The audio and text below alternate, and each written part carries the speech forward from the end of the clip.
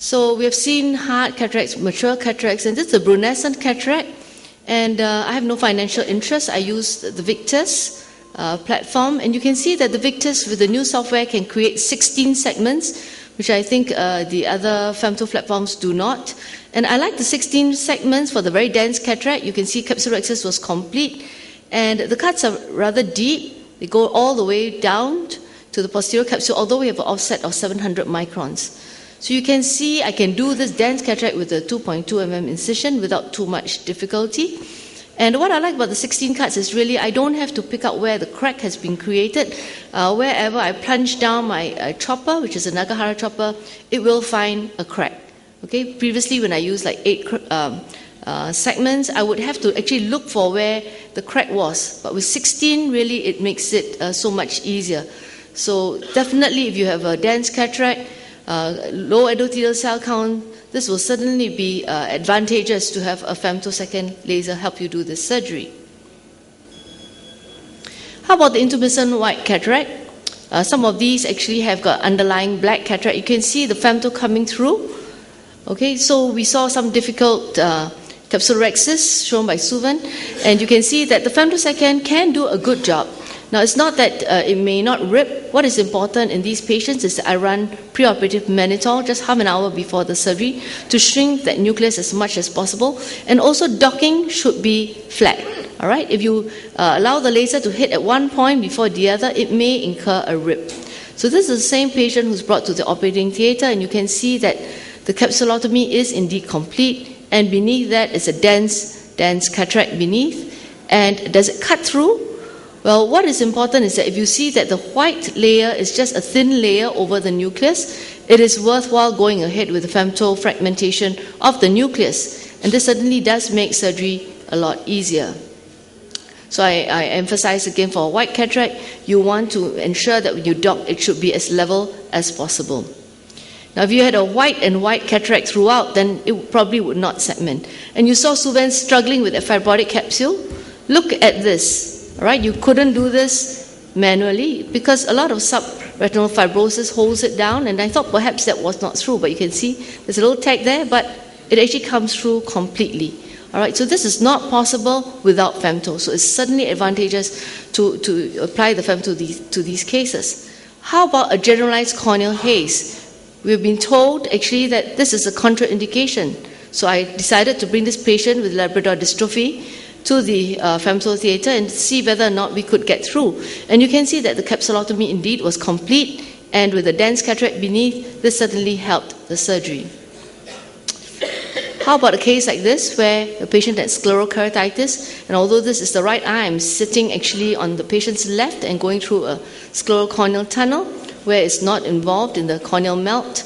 You can see with the fragmentation, 2 rings and 8 segments. I'm using viscoelastic actually, this hydrodissection, and then I'm going to use viscoelastic subsequently to divide that nucleus, because that nucleus is actually quite soft, and the femto really has helped in the segmentation very well.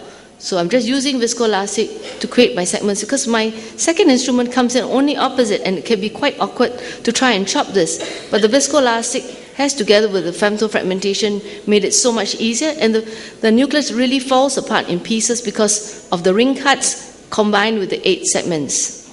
So this patient was done quite easily.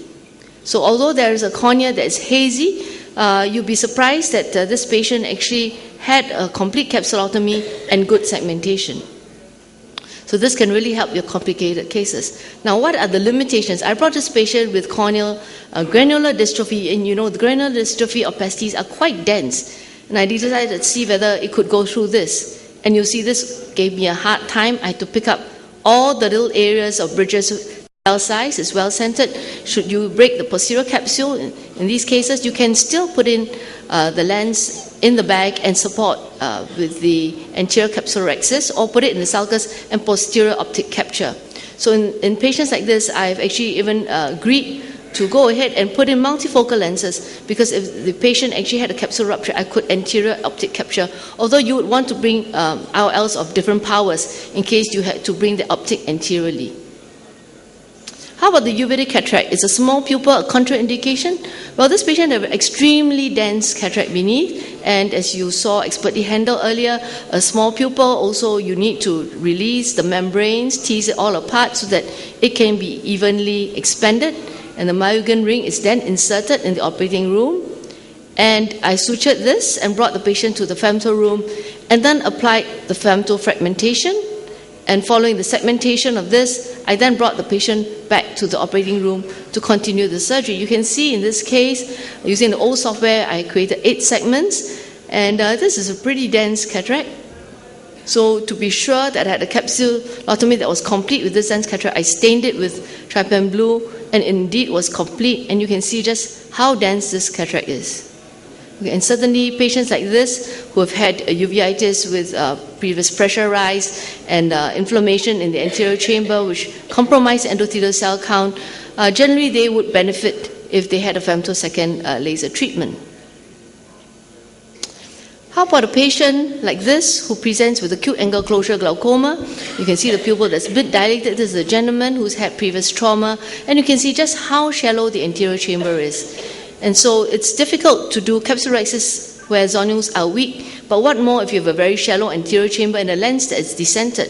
So we decentered the capsulotomy, although it did compromise slightly the size of the capsulorhexis.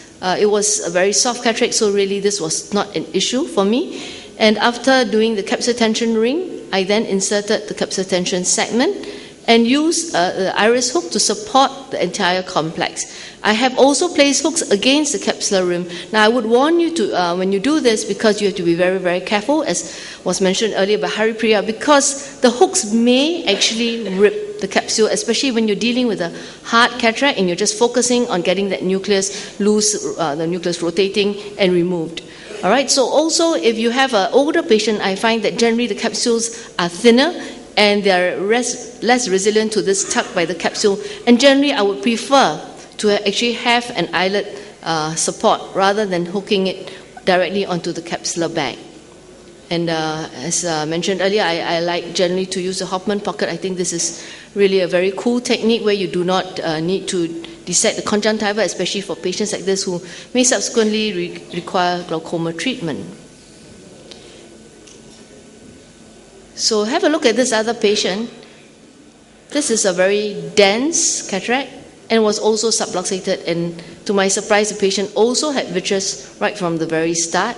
And so I start off with staining the capsule and using triamcinolone acetonide to visualize the vitreous and start off with vitrectomy. And again, I was uncertain whether this was a complete capsulotomy because it's very dense, but I realized it was just adherent to the subcapsular fibrosis there, and indeed the capsulotomy had been complete. So you can see just how challenging it would be doing a case like this. The whole lens is wobbly, and not only that, it is very, very dense. And I did not want to inject a Sioni ring where I would have to rotate and rotate to get the eyelet to the correct position. And I decided to just put in capsular tension segments that would spare my zonules. And then again, I routinely hook the iris hook onto the eyelet. Now, once I have these supports placed, I don't really need any other iris hooks to support because the complex is entirely supported. And you can see that, in fact, with surgery, I do have slightly lowered parameters, but very often because the support is so stable, I can see my capsulorhexis rim so well, the nucleus has been segmented. Actually, this makes life very easy. And you can see I have no red reflex because my vision blue has gone right to the back and has compromised my view. Let's show this last interesting case. It's a young lady who was standing nearby a ball game, and she was hit. And you can see this frothy substance here, and you can see it here as well. And when we brought her to the operating room, you can see that staining with triamcinolone acetonide, this was vitreous. And so I learned that the femtosecond laser can also cut through vitreous, and certainly makes me feel far more confident doing a case like this, although the nucleus was rather soft and wasn't really technically not that difficult. At least I was certain that if the lens started to start tipping down as I did the vitrectomy, I had a capsulotomy ready with a rim there that I could easily place my hooks on to get it up back to the anatomical plane. So in conclusion, a variety of complex cataracts can be more easily managed with the femtosecond laser treatment than with manual means. And certainly I found that these are not contraindications. Corneal epilepsies are not too dense, posterior polar cataracts, white cataract, subluxated cataract, shallow anterior chamber, and small pupils. Thank you very much.